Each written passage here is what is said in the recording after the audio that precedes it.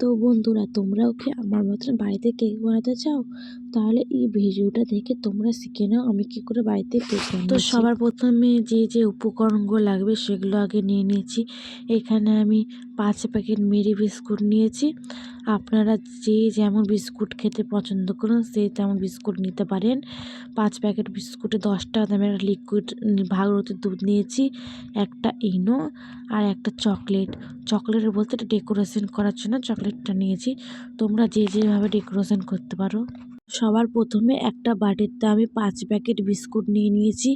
এরপর বিস্কুটটাকে ভালো করে গুঁড়া করে নিব, মানে হাত দিয়ে ভেঙে নিব। তো বন্ধুরা, আমি বিস্কুটগুলোকে এরকম করে হাতে ভেঙে নিয়েছি যাতে বিস্কুটগুলো মিক্সিতে গুঁড়া করতে সুবিধা হয়। তো বন্ধুরা, দেখতে পাচ্ছ আমি বিস্কুটগুলোকে একবারে মিক্সিতে গুঁড়া করে নিয়েছি, একবারে গুঁড়ো। এরপরে এখানে দিব চিনির গুঁড়ো। তোমরা যে যেমন মিষ্টি খেতে পছন্দ করো কেকের মধ্যে সে তেমন চিনি দেবে। আমি একটু কেকের মধ্যে মিষ্টিটা একটু বেশি পছন্দ করি, সেজন্য আমি চিনির গুঁড়োটাও অনেকটা দিয়েছি। চিনিটা অবশ্যই গুঁড়ো করে দেবে। এরপর চিনির গুঁড়া আর বিস্কুটটা ভালো করে মিক্স করে নিয়েছি। মিক্স করা হয়ে গেলে আমি এখানে দুধ দিয়ে আস্তে আস্তে ব্যাটারটা তৈরি করব। দুধটা আমি ঠান্ডা নিয়েছি, জাল করিনি। তোমরা চাইলে জাল করে ঠান্ডা করে তারপর দিতে পারো। এবার আবার আস্তে আস্তে আমি মিশিয়ে নেব। তো বন্ধুরা, ব্যাটারটা আমার একদম তৈরি হয়ে গেছে, খুব পাতলাও না আবার খুব ঘনও না।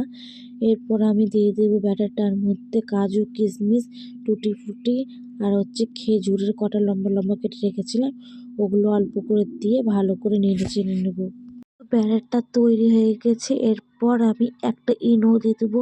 ইনোটা অবশ্যই সবুজ কালারের প্যাকেটটাই নিবে, যেহেতু এটা লেবুর সেজন্য অবশ্যই সবুজ কালারের প্যাকেটটাই নেবার চেষ্টা করবে। এরপর ভালো করে একবার নাড়া ফাটিয়ে নেব, একবার একটু ফেনা ফেনা টাইপের হয়ে যাবে, তারপরে বুঝতে পারবে ব্যাটারটা হয়ে গেছে। এরপর আমি একটা চা করার হ্যান্ডেলে ফয়েল পেপার বসিয়ে তার মধ্যে ঘি দিয়ে ভালো করে লাগিয়ে নিয়েছি।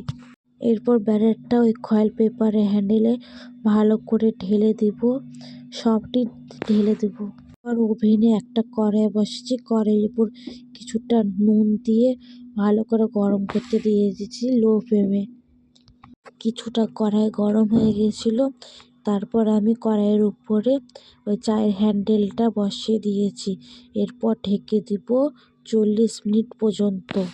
ওরা খেয়াল রাখবে যাতে গ্যাসের তাপটা একবারে লো থাকে, না তো কেক পুড়ে যাওয়ার অনেক চান্স থাকে। এরপর আমরা যখন কেকটা একটু হালকা হালকা দেখলাম ফুলে গেছিলো, এরপর ডেকোরেশন করার জন্য কাজু